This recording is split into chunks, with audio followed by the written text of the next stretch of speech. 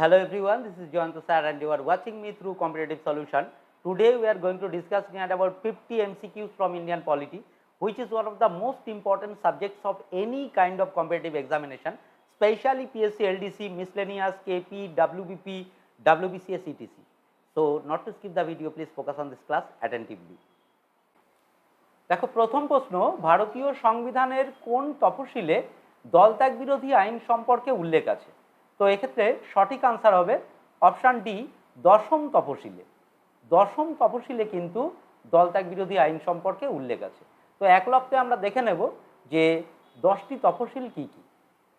দেখো প্রথম তফসিলে রাজ্য ও কেন্দ্রশাসিত অঞ্চলের তালিকা, দ্বিতীয় তফসিলে আছে ভাতা, তৃতীয় তফসিলে আছে হচ্ছে শপথ গ্রহণ, চতুর্থ তফসিলে আছে রাজ্য ও কেন্দ্রশাসিত অঞ্চলের আসন বন্টন, এটা অবশ্যই রাজ্যসভায়। মনে রাখবে যে পশ্চিমবঙ্গের ক্ষেত্রে রাজ্যসভার কিন্তু 16টি আসন আছে, এটা মনে রাখবে। পঞ্চম তফসিলে আছে তফসিলি এলাকা ও বিধান, ষষ্ঠ তফসিলে আছে আসাম, মেঘালয়, ত্রিপুরা, মিজোরাম প্রভৃতি রাজ্যের উপজাতি এলাকার প্রশাসন। সপ্তম তফসিলে আছে ক্ষমতার বন্টন, এটা ভীষণ ইম্পর্টেন্ট, কারণ কেন্দ্রের হাতে থাকে 100টি বিষয়, রাজ্যের হাতে থাকে 61টি বিষয় এবং যৌথ তালিকায় থাকে 52টি বিষয়। পরীক্ষায় প্রায় আসছে এই কোয়েশ্চেনগুলো, তো এটা মনে রাখবে। অষ্টম তফসিলে আছে 22টি ভাষার তালিকা, যা সংবিধান কর্তৃক অলরেডি স্বীকৃতি পেয়েছে। নবম তফসিলে আছে ভূমি সংস্কার ও জমিদারি প্রথার বিলোপ। দশম তফসিলে আছে দলত্যাগ বিরোধী আইন, যেটা আমরা এর আগে আলোচনা করেছিলাম যে দলত্যাগ বিরোধী আইন কিন্তু সংবিধানের দশম তফসিলে আছে। একাদশ তফসিলে আছে পঞ্চায়েতের ক্ষমতা, কর্তৃত্ব এবং দ্বাদশ তফসিলে আছে পৌরসভার ক্ষমতা ও কর্তৃত্ব। নেক্সট কোয়েশ্চেনে যাব, ভারত একটি। ভারত একটি কি? তো ভারত একটি, এক্ষেত্রে সঠিক আনসার হবে রাষ্ট্রসমূহের সংঘ। তো ভারত একটি রাষ্ট্রসমূহের সংঘ। কেন ভারতকে রাষ্ট্রসমূহের সংঘ বলা হয়েছে দেখো, একটু দেখে নেব যুক্তরাষ্ট্র নয় কেন। আসলে কতগুলো স্টেট তারা নিজেদের সুবিধার্থে একটা নির্দিষ্ট যুক্ত হয়ে, অনেকগুলো স্টেট তারা একত্রিত হয়ে বা যুক্ত হয়ে ব্যবসায়িক স্বার্থে বলো, শাসনতান্ত্রিক সুবিধার জন্য বলো, কিংবা পাওয়ারকে আরও সুদৃঢ় করার জন্যে যখন একত্রিত হয়ে একটি রাষ্ট্র গঠন করে তখন তাকে যুক্তরাষ্ট্র বলা হয়। এই প্রত্যেকটা স্টেট কিন্তু ইন্ডিভিজুয়াল, এরা একটা জায়গায় বসে তারপর কিন্তু তারা একত্রিত হয়ে এই রাষ্ট্র গঠন করেছে। যেমন ধরো আমরা আমেরিকা যুক্তরাষ্ট্রের কথা বলতে পারি। আমেরিকা যুক্তরাষ্ট্রে কি আছে? 50টা স্টেট আছে। এই 50টা স্টেট নিজেদের মধ্যে আলোচনার মাধ্যমে কিন্তু আমেরিকা যুক্তরাষ্ট্র গঠন করেছে। এবং যুক্তরাষ্ট্রের একটা বৈশিষ্ট্য হচ্ছে যে যুক্তরাষ্ট্রের ক্ষেত্রে কিন্তু যে বিষয়টি চলে সেটা হচ্ছে দ্বিনাগরিকত্ব। তো যুক্তরাষ্ট্রের ক্ষেত্রে নাগরিকত্ব চলে। যুক্তরাষ্ট্রের ক্ষেত্রে আমরা কি দেখি? দ্বিনাগরিকত্ব, এবং অনেকগুলো স্টেট তারা একত্রিত হয়ে তাদের শাসনতান্ত্রিক সুবিধার জন্য কিংবা বাণিজ্যিক সুবিধার জন্য কিংবা সেম কারেন্সি ইউজ করার জন্য বা দেখা যাচ্ছে যে আরো স্ট্রং হওয়ার জন্য তারা কিন্তু একটা গঠন করে একটা স্টেট, এদের বলা হয় যুক্তরাষ্ট্র। কিন্তু ভারতবর্ষের ক্ষেত্রে কিন্তু এমন বিষয় লক্ষ্য করা যায়নি। তার কারণ ভারতবর্ষ যখন স্বাধীন হয়, ভৌগোলিক দিক দিয়ে ভারতবর্ষ কিন্তু একটা স্টেট ছিল। অনেকগুলো স্টেট তারা একত্রিত হয়ে কিন্তু ভারতবর্ষ কিন্তু গঠন করেনি। ফলত ভারতবর্ষের যে ভৌগোলিক সীমানা সেটা সম্পূর্ণ ভারতবর্ষের নিজের। এবারে যেটা হয়েছে সেটা হচ্ছে যে শাসনতান্ত্রিক সুবিধার জন্য ভারতবর্ষকে 28টা রাজ্য এবং 8টা কেন্দ্রশাসিত অঞ্চলে পরে সেপারেট করা হয়েছে, ভাগ করা হয়েছে, আলাদা করা হয়েছে, যাতে শাসনতান্ত্রিক সুবিধার বিষয়টা স্পষ্ট হয়, শাসনতান্ত্রিক সুবিধা পেতে পারে। যার জন্য আমরা ভারতবর্ষকে কিন্তু বলবো রাষ্ট্রসমূহের সংঘ, যুক্তরাষ্ট্র না। এছাড়া ভারতবর্ষের ক্ষেত্রে কি লক্ষ্য করা যায়? ভারতবর্ষের ক্ষেত্রে কিন্তু এক নাগরিকত্ব লক্ষ্য করা যায়, এটা মনে রাখবে। চলো পরের প্রশ্নে যাব, নিম্নলিখিত কার নতুন রাজ্য সৃষ্টি বা রাজ্যের সীমানা পরিবর্তনের ক্ষমতা রয়েছে? তো এক্ষেত্রে সঠিক আনসার হবে কিন্তু পার্লামেন্ট। পার্লামেন্টের নতুন রাজ্য এবং রাজ্যের সৃষ্টি বা সীমানা পরিবর্তনের ক্ষমতা রয়েছে। তবে অবশ্যই মনে রাখবে যেখানে স্পেশাল মেজরিটির মাধ্যমে পার্লামেন্ট কিন্তু নতুন রাজ্য সৃষ্টি করতে পারে এবং রাজ্যের সীমানা পরিবর্তন করতে পারে। পরের কোশ্চেনে যাব, যে অন্ধ্রপ্রদেশ একটি ভাষাভিত্তিক রাজ্য হিসেবে কবে গঠিত হয়েছিল? তো এক্ষেত্রে সঠিক আনসার হবে কিন্তু 1956 সালে। তবে একটা বিষয় মনে রাখতে হবে যে যদি কিনা বলা হয় অন্ধ্রপ্রদেশ রাজ্যটি কবে গঠিত হয়েছিল, তো সেক্ষেত্রে কিন্তু মনে রাখবে যে অন্ধ্রপ্রদেশ রাজ্যটি গঠিত হয়েছিল 1953 সালে। কিন্তু ভাষার ভিত্তিতে যদি গড়ে ওঠার প্রসঙ্গের কথা বলা হয়, তো সেক্ষেত্রে আমরা মনে রাখবো যে অন্ধ্রপ্রদেশ রাজ্যটি গঠিত হয়েছিল 1956 সালে। তাহলে অন্ধ্রপ্রদেশ রাষ্ট্র ফরমেশন হয় কবে, অন্ধ্রপ্রদেশ রাষ্ট্র গঠিত হয় কবে, সেটা 1953 সালে। কিন্তু যদি ভাষার ভিত্তিতে প্রশ্ন ওঠে, তো সেক্ষেত্রে কিন্তু আমরা যাব 1956 সালে, মনে রাখবে। পরের প্রশ্নে যাব আমরা, নিম্নলিখিত রাজ্যগুলির মধ্যে কোনটি সর্বশেষে গঠিত হয়? তো অপশান অনুযায়ী এখানে গুজরাট হবে সঠিক অ্যান্সার। গুজরাট কিন্তু এই অপশান অনুযায়ী শেষে গঠিত একটি রাজ্য। সিকিমকে ভারতের অবিচ্ছেদ্য অংশ করা হয়েছিল যার অধীনে, সেটা হচ্ছে অবশ্যই 36তম সংবিধান সংশোধনী, এটা মনে রাখবে। এই 36তম সংবিধান সংশোধনী যেটা সংগঠিত হয়েছিল 1975 সালে, এই 1975 সালে 36তম সংবিধান সংশোধনী অনুযায়ী সিকিম ভারতবর্ষের কিন্তু 22তম রাজ্য হিসেবে আত্মপ্রকাশ করে, এটা মনে রাখবে।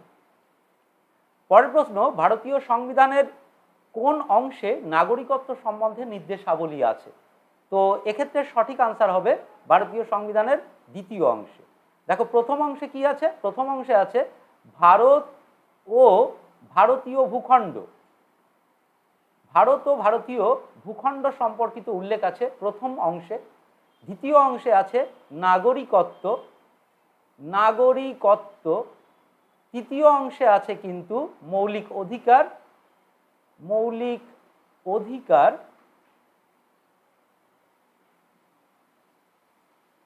এবং চতুর্থ অংশে আছে হচ্ছে নির্দেশাত্মক নীতি, নির্দেশাত্মক নীতি সমূহ। নির্দেশাত্মক নীতি বলো, ডিপিএসপি বলো, directive principle of state policy বলো, যাই হোক। তো ভারত ও ভারতীয় ভূখণ্ডের কথা উল্লেখ আছে 1 থেকে 4 নম্বর আর্টিকেল পর্যন্ত। এই 1 থেকে 4 নম্বর আর্টিকেলে ভারত ও ভারতীয় ভূখণ্ড সম্পর্কে উল্লেখ আছে। নাগরিকত্বের কথা উল্লেখ আছে 5 থেকে 11 নম্বর আর্টিকেল পর্যন্ত। মৌলিক অধিকার 12 থেকে 35 নম্বর আর্টিকেল পর্যন্ত মৌলিক অধিকার। এবং নির্দেশাত্মক নীতির কথা বলা হয়েছে 36 থেকে 51 নম্বর আর্টিকেল পর্যন্ত, এটা মনে রাখবে। পরের প্রশ্নে যাব, কতগুলো পদ্ধতিতে নাগরিকত্বের বিলোপ সাধন ঘটে? তো এক্ষেত্রে সঠিক আনসার হবে 3টে পদ্ধতিতে। 3টি পদ্ধতিতে নাগরিকত্বের বিলোপ সাধন ঘটে। দেখো প্রথম হচ্ছে যেটা, সেটা হচ্ছে স্বেচ্ছায়। অর্থাৎ কোনো ব্যক্তি যদি মনে করেন যে স্বেচ্ছায় ভারতবর্ষের নাগরিকত্ব বাতিল করবেন, তো সেক্ষেত্রে সে করতে পারে। দ্বিতীয়ত কথা হচ্ছে যে অন্য রাষ্ট্রের বা দেশের যদি নাগরিকত্ব তিনি গ্রহণ করেন, তো সেক্ষেত্রে তার নাগরিকত্ব বাতিল হয়ে যেতে পারে। এছাড়া তৃতীয় নম্বর কারণ হচ্ছে যেটা, সেটা হচ্ছে যে যদি কোনো ব্যক্তি অন্তর্ভুক্তিকরণ বা জাতীয়করণের মাধ্যমে নাগরিকত্ব অর্জন করে থাকেন, তবে সেক্ষেত্রে যদি সেই ব্যক্তিটি অসৎ উপায়ে নাগরিকত্ব অবলম্বন করেন, তাহলে তার নাগরিকত্ব বাতিল হয়ে যেতে পারে। যদি বাইরের রাজ্যে 2 বছরের বেশি তিনি কারাদণ্ড ভোগ করেন, তো সেক্ষেত্রে তার নাগরিকত্ব বাতিল হতে পারে। এছাড়া যদি তিনি শত্রুভাবাপন্ন কোনো দেশের সাথে সখ্যতা বজায় রাখে কিংবা যোগাযোগ রেখে চলে, সেক্ষেত্রেও তার নাগরিকত্ব বাতিল হতে পারে। তো মূলত এই 3টি পদ্ধতিতে নাগরিকত্ব বাতিল হয়। চলো পরের প্রশ্ন দেখে নেব, নিম্নলিখিত কোন ধারায় পাকিস্তান থেকে আগত ব্যক্তিদের নাগরিক অধিকার সম্পর্কে উল্লেখ করা হয়েছে? তো এক্ষেত্রে সঠিক আনসার হবে অপশান সি, 6 নম্বর ধারায়। এই 6 নম্বর ধারায় কি বলা হয়েছে না, 6 নম্বর ধারায় বলা হয়েছে ভারতীয় সংবিধানের যে পাকিস্তান থেকে যে সমস্ত ব্যক্তিরা ভারতবর্ষে এসছেন তাদের সরাসরি নাগরিকত্ব প্রদান করা হবে। তবে হ্যাঁ, এক্ষেত্রে একটা বিষয় কিন্তু ভীষণভাবে উল্লেখ করা হয়েছে, সেটা হচ্ছে যে 1948 সালের 19শে জুলাই এই তারিখের আগে 1948 সালের 19শে জুলাইয়ের আগে যদি কোনো ব্যক্তি পাকিস্তান থেকে ভারতবর্ষে আসেন তো সেক্ষেত্রে তার নাগরিকত্ব তাকে দেওয়া যাবে সাধারণভাবে, কিন্তু এর পরবর্তীতে যদি আসেন তাহলে সেক্ষেত্রে কিছু জটিল ক্রাইটেরিয়া থেকে থাকবে। তবে এটা কিন্তু মনে রাখতে হবে যে 1948 সালের 19শে জুলাই, এই 1948 সালের 19শে জুলাই যারা পাকিস্তান থেকে ভারতবর্ষে এসছে তাদের সরাসরি নাগরিকত্ব প্রদান করা হয়েছে, এটা 6 নম্বর আর্টিকেল অনুসারে। চলো পরের প্রশ্নে যাব, নিচের কোনটি রাষ্ট্রের উপাদান নয়? তো এক্ষেত্রে সঠিক আনসার হবে অপশান সি, সামরিক বাহিনী। প্রাসঙ্গিকক্রমে উল্লেখ করা যেতেই পারে যে কেন সামরিক বাহিনী কেন রাষ্ট্রের উপাদান নয়। দেখো, প্রথমত কথা, রাষ্ট্র গঠনের জন্য যে বৈশিষ্ট্যগুলো প্রয়োজন একটা রাষ্ট্রের, সেই বৈশিষ্ট্যগুলোর কথা কিন্তু একটু উল্লেখ করা প্রয়োজন। প্রথমত, রাষ্ট্র গঠনের জন্য একটা ল্যান্ড পোর্শন বা ভূমির প্রয়োজন হয়। তাহলে ভূমিকে যদি আমরা ফার্স্ট প্রায়োরিটি দিই, তারপর সেকেন্ড প্রায়োরিটি পাচ্ছে হচ্ছে যে জনসংখ্যা। ভূমি যেমন থাকলো তেমনি তারপর জনসংখ্যা বা পপুলেশন ব্যাপারটাও কিন্তু প্রয়োজন রাষ্ট্র গঠনের ক্ষেত্রে। থার্ডে প্রায়োরিটি পাচ্ছে হচ্ছে গভর্নমেন্ট বা সরকার। তার কারণ যিনি রাষ্ট্রকে পরিচালনা করবেন, এই সরকার, এই তিনটে বিষয় যখন একত্রিত হয় তখন রাষ্ট্র গঠন হয়। এবার রাষ্ট্রকে সেফ রাখার জন্যে তারপর সামরিক বাহিনী গঠনের প্রয়োজনীয়তা থাকে বা লক্ষ্য করা যায়। তো এটা মনে রাখবে যে রাষ্ট্র গঠনের ক্ষেত্রে মৌলিক তিনটে অপরিহার্য উপাদান হচ্ছে, প্রথমত কথা ভূমি, দ্বিতীয়ত কথা হচ্ছে যে জনগণ, এবং তৃতীয়ত হচ্ছে সরকার। এই তিনটে একত্রিত হয়েই রাষ্ট্র গঠন করা হয়।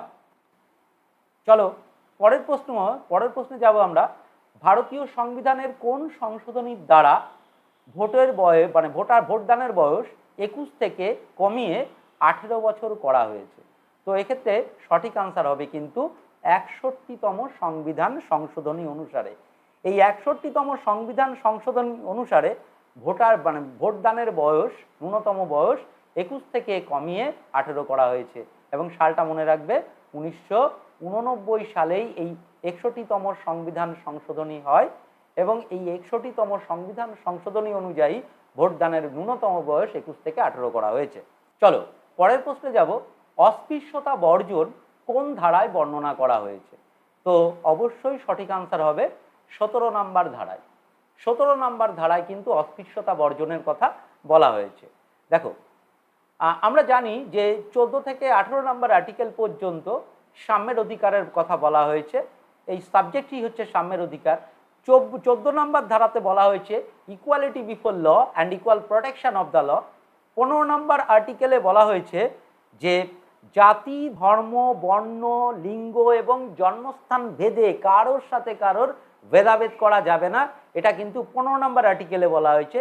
16 নম্বর আর্টিকেলে বলা হয়েছে যে সরকারি চাকুরির ক্ষেত্রে প্রত্যেকেই সমান সুযোগ সুবিধা পাবে, তবে হ্যাঁ, এক্ষেত্রে অবশ্যই কিছু পজিটিভ ডিসক্রিমিনেশনের প্রয়োজন থাকে বা দেওয়া হয়েছে সংবিধানে। 17 নম্বর আর্টিকেলে অস্পৃশ্যতা বিলোপের কথা কমপ্লিটলি বলা হয়েছে। চলো পরের প্রশ্নে যাব, ভারতীয় সংবিধানে উল্লিখিত মৌলিক অধিকারগুলোকে বলবৎ করার ক্ষমতা রয়েছে কার? তো এক্ষেত্রে অপশান অনুযায়ী কিন্তু অপশান ডি হবে সুপ্রিম কোর্টের, এটা মনে রাখবে। এবং 32 নং আর্টিকেল অনুসারে, 32 নম্বর ধারা অনুসারে সুপ্রিম কোর্ট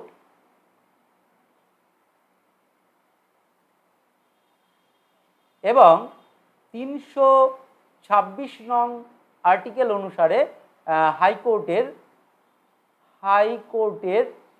এই ক্ষমতা আছে যে ভারতীয় সংবিধানে উল্লিখিত মৌলিক অধিকারগুলি বলবৎ করার ক্ষমতা কার আছে? তো এক্ষেত্রে অপশান অনুযায়ী সুপ্রিম কোর্ট 32 নম্বর আর্টিকেল অনুসারে, এবং 326 নম্বর আর্টিকেল অনুসারে হাইকোর্ট। পরের প্রশ্নে যাব, নিম্নলিখিত কোনটি সংবিধানের মৌলিক অধিকার হিসেবে স্বীকৃত নয়? তো এক্ষেত্রে সঠিক আনসার হবে কিন্তু অপশান ডি, যথেষ্টভাবে জীবিকা অর্জনের অধিকার। 14 থেকে 18 নম্বর আর্টিকেলে আছে, 14 থেকে 18 নম্বর আর্টিকেলে আছে সাম্যের অধিকার, 14 থেকে 18। এবারে 19 থেকে 22 আছে স্বাধীনতার অধিকার, 19 থেকে 22 নম্বর আর্টিকেলে আছে স্বাধীনতার অধিকার। শোষণের বিরুদ্ধে অধিকার 23-24 নম্বর আর্টিকেল, 23, 24 নং আর্টিকেল শোষণের বিরুদ্ধে অধিকারের কথা বলা হয়েছে, কিন্তু যথেষ্টভাবে জীবিকা অর্জনের অধিকার সংবিধানের কোথাও উল্লেখ করা নেই। তো এক্ষেত্রে সঠিক আনসার হবে অপশান ডি, এটি সংবিধানের মৌলিক অধিকার হিসেবে স্বীকৃত নয়। পরের প্রশ্নে যাব আমরা, ভারতীয় সংবিধানের কোন অনুচ্ছেদে স্বেচ্ছাচারী গ্রেপ্তার এবং আটকের বিরুদ্ধে সুরক্ষা প্রদান করা হয়েছে? তো এক্ষেত্রে সঠিক আনসার হবে অপশান এ, 22 নং আর্টিকেল। এই 22 নং আর্টিকেলে স্বেচ্ছাচারী গ্রেপ্তার এবং আটকের বিরুদ্ধে সুরক্ষা প্রদান করা হয়েছে। আমরা একটু 22 নম্বর আর্টিকেলটা দেখে নেব।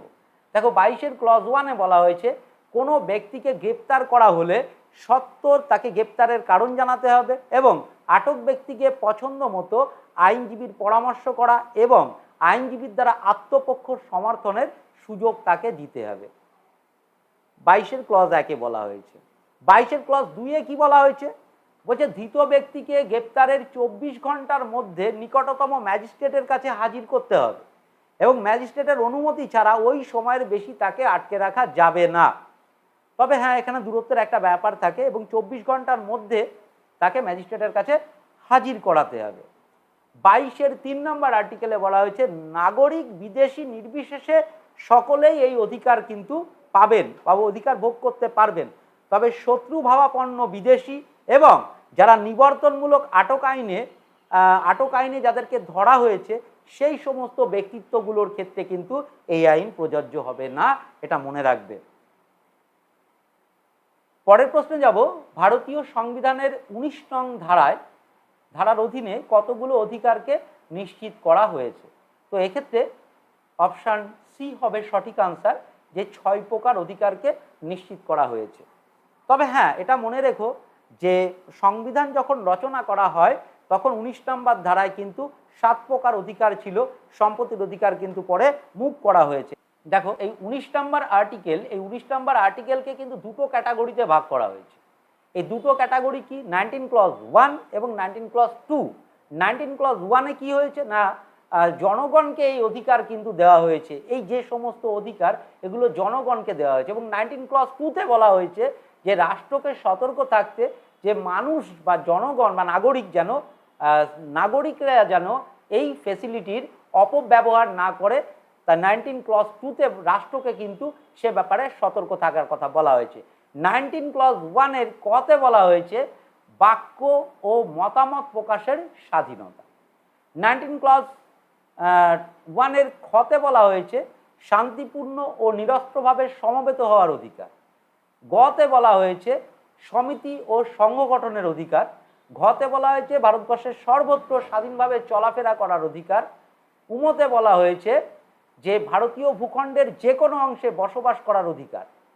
এরপর আসছি নম্বর চতে, যেটা খুব গুরুত্বপূর্ণ, এর আগেও বলেছি যে সম্পত্তি অর্জন, দখল ও হস্তান্তরের অধিকার 44তম সংবিধান সংশোধনী আইন 1978 সালে এই 19-এর নম্বর ধারায় 19 ক্লজ 1-এর নম্বর ধারাটি কিন্তু বাতিল করা হয়েছে।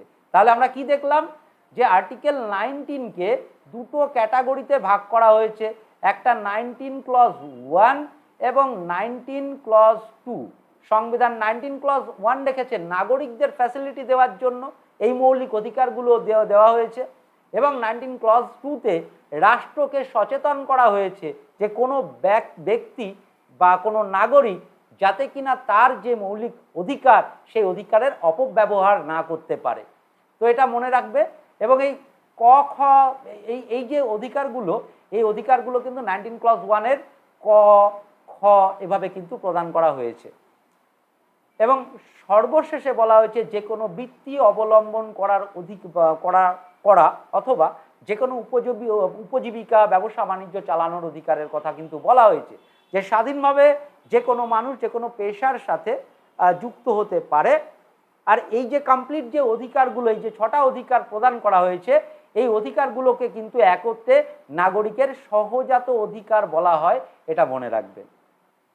দেখো পরের প্রশ্ন, ভারতীয় সংবিধানের 24 নং ধারায় কোনো কারখানায় শিশুদের নিয়োগ নিষিদ্ধ যদি তাদের বয়স হয় 14 বছরের কম। এটা মনে রাখবে ভীষণভাবে, যে 14 বছরের কম কোনো শিশুকে কোনো কারখানা বা ঝুঁকিপূর্ণ কাজে কিন্তু নিয়োগ করা এটা কিন্তু বেআইনি।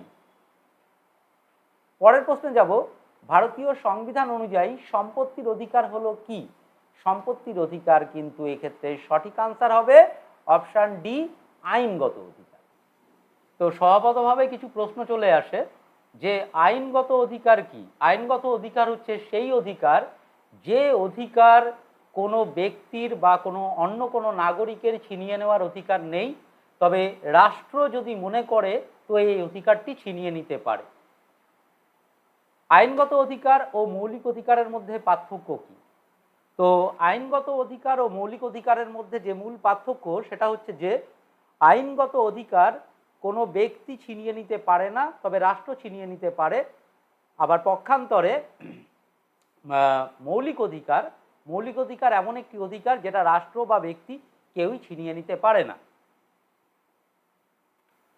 চলো পরে, সম্পত্তির অধিকার কত নম্বর ধারায় লিপিবদ্ধ ছিল? তো এই সম্পত্তির অধিকার 31-এ ছিল এবং সম্পত্তির অধিকার 19 + 1 আর্টিকেল 4-তে ছিল। এই দুই জায়গায় কিন্তু সম্পত্তির অধিকার মৌলিক অধিকার হিসেবে কিন্তু বর্ণিত ছিল।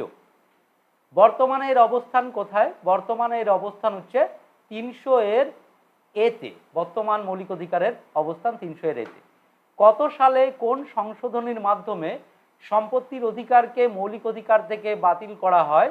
তো এটা মনে রাখবে যে 1978 সালের 44th অ্যামেন্ডমেন্ট বা 44তম সংবিধান সংশোধনী অনুসারে মৌলিক অধিকারকে সম্পত্তির অধিকারকে কিন্তু মৌলিক অধিকার থেকে বাদ দিয়ে দেওয়া হয় এবং এটা একটা আইনগত অধিকারের আওতায় রয়েছে এখন। চলো পরের প্রশ্নে যাব, আটক আইন সংকুচিত করে। তো আটক আইন সংকুচিত করে কিন্তু স্বাধীনতার অধিকার। কোনো ব্যক্তিকে যদি আটক করা হয় তো সেই আটক আইন সংকুচিত করে কি না? সংকুচিত করে তার স্বাধীনতার অধিকার। দেখো, আটক আইন সম্পর্কে কিছু কথা। আটক কথার ইংরাজি অর্থ হচ্ছে ডিটেনশন। তো ডিটেনশন দুটো ক্যাটাগরিতে ভাগ করা হয়েছে, একটা হচ্ছে পিউনেটিভ আর একটা হচ্ছে প্রিভেন্টিভ ডিটেনশন। পিউনেটিভ ডিটেনশন কি? পিউনেটিভ ডিটেনশন হচ্ছে যে কোনো ব্যক্তি অপরাধ করেছে এবং সেই অপরাধের কারণেই তাকে আটক করা হয়েছে, এটা পিউনেটিভ ডিটেনশন অ্যাক্টের মধ্যে পড়ে। এবং প্রিভেন্টিভ ডিটেনশন কি? প্রিভেন্টিভ ডিটেনশন হচ্ছে যে কেউ অপরাধ করতে পারে এই কথা ভেবে যদি কাউকে আটক করা হয় তো সেক্ষেত্রে কিন্তু এটা প্রিভেন্টিভ ডিটেনশনের মধ্যে পড়ে। এটা সাসপেক্ট করে যে কোনো ব্যক্তি কোনো নাশকতামূলক কাজ করতে পারে বা কোনো অপরাধ ঘটাতে পারে, তো সেক্ষেত্রে আগে থেকে কিন্তু সতর্কতা হিসেবে তাকে আটক করা হয় এবং এটা কিন্তু প্রিভেন্টিভ ডিটেনশন অ্যাক্টের মধ্যে পড়ে। আর পিউনেটিভ হচ্ছে যে কেউ অপরাধ করেছে এমন কোনো ব্যক্তিকে আটক করার বিষয়টা উঠে আসে। চলো পরের প্রশ্নে যাব, আমাদের দেশে শিক্ষার অধিকার হলো। আমাদের দেশে শিক্ষার অধিকার, এক্ষেত্রে অপশান সি হবে সঠিক আনসার, যে আমাদের দেশে শিক্ষার অধিকার কিন্তু মৌলিক অধিকারের আওতাভুক্ত। এবারে এই যে শিক্ষার অধিকার মৌলিক অধিকারের আওতাভুক্ত, তো শিক্ষার অধিকারটি 86তম সংবিধান সংশোধনী 2002 সালের 86তম সংবিধান সংশোধনী অনুযায়ী শিক্ষার অধিকার কিন্তু মৌলিক অধিকারের আওতাভুক্ত হয়েছে। তো 86তম সংবিধান সংশোধনী আইন অনুসারে 2002 সালের শিক্ষার অধিকার মৌলিক অধিকারের আওতাভুক্ত হয়েছে এবং বর্তমানে এর অবস্থান 21-এ নাম্বার আর্টিকেলে। পরের প্রশ্নে যাব, নিম্নলিখিত কোন মৌলিক অধিকারকে ডক্টর বি.আর. আম্বেদকর সংবিধানের হৃদয় ও আত্মা বলেছেন? তো এক্ষেত্রে সঠিক আনসার হবে অপশান সি, সাংবিধানিক প্রতিবিধানের অধিকারকে ডক্টর বি.আর. আম্বেদকর সংবিধানের হৃদয় ও আত্মা বলেছেন। পরের প্রশ্নে যাবে আমরা, নিচের কোন কমিটি ভারতীয় সংবিধানে মৌলিক কর্তব্য অন্তর্ভুক্ত করার পরামর্শ দিয়েছেন? তো এক্ষেত্রে সঠিক আনসার হবে কিন্তু শরণ সিং কমিটি। শরণ সিং কমিটি ভারতীয় সংবিধানে মৌলিক কর্তব্য অন্তর্ভুক্ত করার কিন্তু পরামর্শ দিয়েছিলেন, এটা মনে রাখবে বিশেষভাবে। তো 1976 সালের 42তম সংবিধান সংশোধনীর দ্বারা 1976 সালের 42nd 42তম সংবিধান সংশোধনীর দ্বারা কিন্তু মৌলিক কর্তব্য সংবিধানের অন্তর্ভুক্ত হয় এবং এক্ষেত্রে শরণ সিং কমিটির নাম বিশেষভাবে উল্লেখযোগ্য, এটা মনে রাখবে। পরামর্শ দিয়েছিলেন শরণ সিং কমিটি। পরের প্রশ্ন যাব আমরা, মৌলিক কর্তব্যসমূহ উল্লেখ করা হয়েছে কোথায়? তো মৌলিক কর্তব্যসমূহ উল্লেখ করা হয়েছে ভারতীয় সংবিধানের 4th এর এ অধ্যায়ে। তাহলে প্রথম অধ্যায়ে কি আছে? ভারত ও ভারতীয় ভূখণ্ড। দ্বিতীয় অধ্যায়ে কি আছে? দ্বিতীয় অধ্যায়ে আছে নাগরিকত্ব সম্পর্কে বলা হয়েছে। তৃতীয় অধ্যায়ে কি আছে? তৃতীয় অধ্যায়ে আছে মৌলিক অধিকার এবং চতুর্থ অধ্যায়ে আছে DPSP, directive principal of state policy বা নির্দেশাত্মক নীতি, এবং চতুর্থ এর এতে কিন্তু মৌলিক কর্তব্যসমূহ উল্লেখ করা হয়েছে ভারতীয় সংবিধানের। পরের প্রশ্ন দেখো, কোন সংবিধান সংশোধনী আইনের দ্বারা ভারতীয় সংবিধানে মৌলিক কর্তব্যের অন্তর্ভুক্ত করা হয়েছে? তো এক্ষেত্রে সঠিক আনসার হবে অপশান বি, 42তম সংবিধান সংশোধনী আইন অনুসারে। পরের প্রশ্ন, রাষ্ট্রের নির্দেশমূলক নীতি সমূহ। তো রাষ্ট্রের নির্দেশমূলক নীতি সমূহ কি না, এটা কিন্তু আদালত কর্তৃক বলবৎযোগ্য নয়, এটা রাষ্ট্রের সম্পূর্ণ মানবিক মুখ। রাষ্ট্র যদি মনে করেন তো সেক্ষেত্রে নির্দেশমূলক নীতিতে যে বিষয়গুলো আছে সেগুলো তারা দিতে পারে, যদি সম্ভব না হয় তো সেক্ষেত্রে কিন্তু আদালত কর্তৃক এটা বলবৎযোগ্য নয়। পরের কোশ্চেন, নারী ও পুরুষ উভয়ের ক্ষেত্রে সমান কাজের জন্য সমান বেতনের অধিকার উল্লেখ আছে কোথায়? তো এক্ষেত্রে সঠিক আনসার হবে রাষ্ট্র পরিচালনার নির্দেশমূলক নীতি সমূহতে আছে। তো রাষ্ট্র পরিচালনার নির্দেশমূলক নীতিসমূহের কোথায় আছে? মনে রাখবে যে 39-এর ক্লজ ডিতে আছে। 39-এর ক্লজ ডিতে আছে যে ইকুয়াল পে ফর ইকুয়াল ওয়ার্কের কথা কিন্তু বলা হয়েছে, যেখানে নারী এবং পুরুষ সমান কাজের জন্য সমান বেতন পাবেন। পরের প্রশ্ন দেখো, ভারতীয় সংবিধানের জনকল্যাণমুখী রাষ্ট্রের ধারণাটি আছে কোথায়? তো জনকল্যাণমুখী রাষ্ট্রের ধারণাটি আছে কিন্তু নির্দেশাত্মক নীতিতে, মনে রাখবে। নেক্সট, ভারতীয় সংবিধানের কত নম্বর ধারায় পঞ্চায়েত ব্যবস্থা সম্পর্কে উল্লেখ আছে? তো এক্ষেত্রে সঠিক আনসার হবে অপশান সি, 40 নং ধারা। 40 নং ধারায় কিন্তু পঞ্চায়েতের কথা উল্লেখ করা আছে। পরের প্রশ্ন, ভারতীয় সংবিধানের কত নম্বর ধারায় প্রসূতিদের জন্য প্রয়োজনীয় ব্যবস্থা গ্রহণের কথা বলা হয়েছে? তো এক্ষেত্রে সঠিক আনসার হবে 42 নং ধারা। এই 42 নং ধারায় মাতৃত্বকালীন যে ছুটি, এই মাতৃত্বকালীন ছুটির কথাও কিন্তু বলা হয়েছে 42 নং ধারায়, এটা মনে রাখবে। পরের প্রশ্নে যাব আমরা, যে কে বলেছেন রাষ্ট্র পরিচালনার নির্দেশমূলক নীতিগুলি হলো ব্যাংক চেকের মতো, যার পেমেন্ট ব্যাংক নিজের ইচ্ছাই করে? তো এক্ষেত্রে সঠিক আনসার হবে কিন্তু কেটি সাহু। দেখো কেটি সাহু এই কথা বললেন কেন? মৌলিক অধিকারগুলো কিন্তু আমরা পেয়েই থাকি, এই অধিকারগুলো আমাদের সহজাত অধিকার।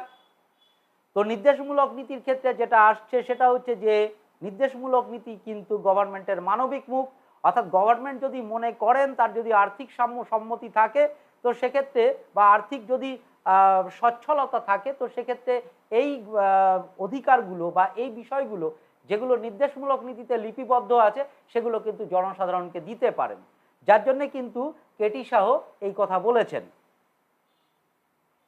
যে রাষ্ট্র পরিচালনার নির্দেশমূলক নীতিগুলো হলো ব্যাংক চেকের মতো, যার পেমেন্ট ব্যাংক নিজের ইচ্ছাই করে থাকে। পরের প্রশ্ন, লোকসভার অধিবেশন চলাকালীন প্রতিদিনের প্রথম ঘন্টাকে বলা হয়? তো লোকসভার অধিবেশন চলাকালীন প্রতিদিনের প্রথম ঘন্টাকে বলা হয় কিন্তু প্রশ্ন উত্তর পর্ব, এবং এই প্রশ্ন উত্তর পর্ব শেষ হওয়ার সাথে সাথে কিন্তু 0 আওয়ার শুরু হয়, এটা মনে রাখবে। পরের প্রশ্নে যাব, ভারতের সর্বোচ্চ আইন প্রণয়নকারী সংস্থা কোনটি? তো ভারতের সর্বোচ্চ আইন প্রণয়নকারী সংস্থা কিন্তু পার্লামেন্ট। দেখো যত স্টেট আছে তারা কিন্তু সকলে আইন প্রণয়ন করতে পারে। স্টেট বলতে সেন্ট্রাল গভর্নমেন্ট, স্টেট গভর্নমেন্ট, এছাড়া সেলফ গভর্নমেন্ট, পঞ্চায়েত, পৌরসভা, এরা কিন্তু আইন প্রণয়ন করতে পারে। তবে সর্বোচ্চ আইন প্রণয়নকারী সংস্থা কিন্তু পার্লামেন্ট। পার্লামেন্টই একমাত্র সর্বোচ্চ আইন প্রণয়নকারী সংস্থা এবং আইন তৈরি করে থাকে। পরের প্রশ্নে যাব, যিনি রাজ্যসভায় সদস্যদের মনোনীত করেন তিনি কে? তিনি হলেন উপরাষ্ট্রপতি। এক্ষেত্রে সঠিক আনসার হবে অপশন এ, উপরাষ্ট্রপতি। পরের কোয়েশ্চেন, সংসদের কোন কক্ষের সভাপতি সেই কক্ষের সদস্য নয়? তোমরা জানো যে লোকসভার ক্ষেত্রে দেখা যায় যে একজন এমপি, তিনি এমপি অর্থাৎ মেম্বার অফ পার্লামেন্ট, তিনি কিন্তু স্পিকারের পদে বা সভাপতির পদে আসীন হয়। তবে অবশ্যই সেক্ষেত্রে তার নিরপেক্ষতা অবলম্বন করতে হয় এবং তাকে কিন্তু সেই সংশ্লিষ্ট দল, যে দল থেকে তিনি জিতে এসেছেন, সেই দল থেকে আগে পদত্যাগপত্র পদত্যাগ করতে হয়, তারপর তিনি কিন্তু তারপর তিনি স্পিকারের পদে আসীন হন এবং সভাপতিত্ব করেন।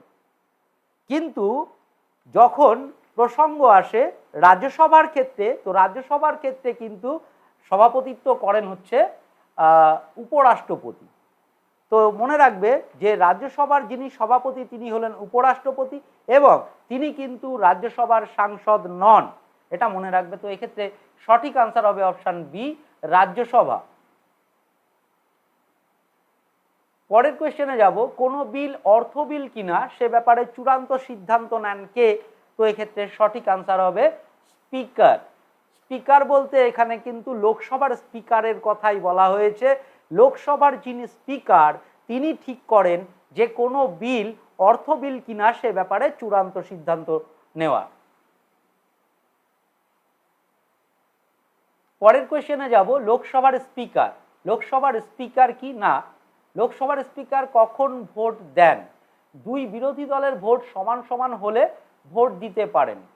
দুটো বিরোধী দলের ভোট কোনো একটা বিষয় নিয়ে, কোনো একটা বিল নিয়ে বা কোনো একটা বিষয় নিয়ে যদি রুলিং এবং অপোজিশন দুটো ভোট টাই হয়ে যায়, এক হয়ে যায়, সেম সেম হয়ে যায়, তো সেক্ষেত্রে কিন্তু স্পিকার এসে এই ভোটটা দেন, দিয়ে।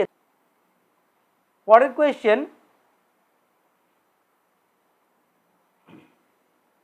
কোন মামলায় সুপ্রিম কোর্ট রায় প্রদান করেছিলেন যে সংসদ ভারতীয় সংবিধানের মূল কাঠামোর পরিবর্তন করতে পারবেন না? তো এক্ষেত্রে সঠিক আনসার হবে অপশন বি, কেশবানন্দ ভারতী মামলা। কেশবানন্দ ভারতী মামলা। কেশবানন্দ ভারতী মামলা, এই মামলায় সুপ্রিম কোর্ট রায় প্রদান করেছেন যে সংসদ বেসিক স্ট্রাকচার বা মূল কাঠামোর পরিবর্তন করতে পারবেন না। পরের কোয়েশ্চেন যাব, রাজ্যসভার সভাপতি হলেন, তো রাজ্যসভার সভাপতি হলেন ভারতের উপরাষ্ট্রপতি। এক্ষেত্রে সঠিক আনসার হবে অপশন বি। পরে দেখো, রাষ্ট্রপতির বিরুদ্ধে ইমপিচ বা নিন্দা প্রস্তাব কোথায় উত্থাপন করা হয়? তো এক্ষেত্রে কিন্তু সংসদে কিন্তু রাষ্ট্রপতির বিরুদ্ধে ইমপিচ বা নিন্দা প্রস্তাব আনা হয়, এটা মনে রাখবে। এবং এক্ষেত্রে 61 নং আর্টিকেলে কিন্তু রাষ্ট্রপতির ইমপিচের কথা সবিস্তারে বর্ণনা করা হয়েছে। পরের প্রশ্ন যাব আমরা, যে ভারতীয় সংসদীয় কার্যক্রিয়ায় জিরো আওয়ারের অর্থ কি? জিরো আওয়ারের অর্থ প্রশ্নোত্তর পর্বের পরবর্তী সময়, যেটা আগেও আলোচনা হয়েছে আমাদের। তো এক্ষেত্রে সঠিক আনসার হবে অপশন সি, প্রশ্নোত্তর পর্বের পরবর্তী সময়। পরের কোয়েশ্চেন দেখো, নিম্নলিখিতদের মধ্যে কে আইনসভার অধিবেশন স্থগিত রাখার জন্য বিজ্ঞপ্তি জারি করতে পারেন? তো এক্ষেত্রে সঠিক আনসার হবে কিন্তু রাষ্ট্রপতি। রাষ্ট্রপতি আইনসভার অধিবেশন স্থগিত রাখার জন্য বিজ্ঞপ্তি জারি করতে পারেন। পরের প্রশ্নে যাব, লোকসভার পাবলিক অ্যাকাউন্ট কমিটির সদস্য সংখ্যা কত? তো পাবলিক অ্যাকাউন্ট কমিটি বা প্যাক এর সদস্য সংখ্যা কিন্তু 22। তবে যেহেতু লোকসভার প্রসঙ্গ এসছে, লোকসভার 15, লোকসভার সদস্য সংখ্যা লোকসভার 15 এবং রাজ্যসভাতে 7, এই 15 + 7 = 22 জন থাকে কিন্তু পাবলিক অ্যাকাউন্ট কমিটিতে। এবং এই পাবলিক অ্যাকাউন্ট কমিটি কি? না, কন্ট্রোলার অডিটর জেনারেল যে হিসাব দেন, সেই হিসাব কিন্তু সরলীকরণের পর সেটা পাবলিক অ্যাকাউন্ট কমিটি বা প্যাককে দেওয়া হয় এবং প্যাক কিন্তু সেই হিসাব বিচার বিশ্লেষণ করে দেখেন, তো এই প্যাক বা পাবলিক অ্যাকাউন্ট কমিটি এখানে সর্বমোট সদস্য সংখ্যা 22 জন, লোকসভা থেকে 15 জন এবং রাজ্যসভা থেকে 7 জন নিয়ে এই কমিটি গঠন করা হয়। পরের কোয়েশ্চেনে যাব, লোকসভার স্পিকারের ভোটকে কি বলা হয়? লোকসভার স্পিকারের ভোটকে নির্ণায়ক ভোট বা কাস্টিং ভোট বলা হয়। নেক্সট কোয়েশ্চেন, সংসদে উপস্থিত একটি বিল আইনে পরিণত হয় যখন, দেখো বিল আইনে কখন পরিণত হয়? বোথ হাউসে পাস হওয়ার পর, অর্থাৎ রাজ্যসভা এবং লোকসভাতে পাস হওয়ার পর, তারপর রাষ্ট্রপতি যখন তাতে সাইন করেন তখন কিন্তু সেটি আইনে পরিণত হয়। তো বিল আইনে পরিণত হয় এক্ষেত্রে রাষ্ট্রপতির সম্মতির প্রয়োজন, যে রাষ্ট্রপতি তার সম্মতি যখন দেন তখন একটি বিল আইনে পরিণত হয়। পরের প্রশ্নে যাব, প্রথম স্পিকার যার বিরুদ্ধে অনাস্থা প্রস্তাব আনা হয়েছিল, তো এক্ষেত্রে সঠিক আনসার হবে অপশান বি, জি.ভি. মাভালঙ্কার। এই জি.ভি. মাভালঙ্কারের বিরুদ্ধে প্রথম কিন্তু লোকসভাতে অনাস্থা প্রস্তাব আনা হয়, এটা মনে রাখবে। পরের কোয়েশ্চেনে যাব, প্রোটেম স্পিকারের কাজ হলো, প্রোটেম স্পিকারের কাজ কি না? প্রোটেম স্পিকারের কাজ হচ্ছে যে নবনির্বাচিত সদস্যদের শপথ বাক্য পাঠ করানোর।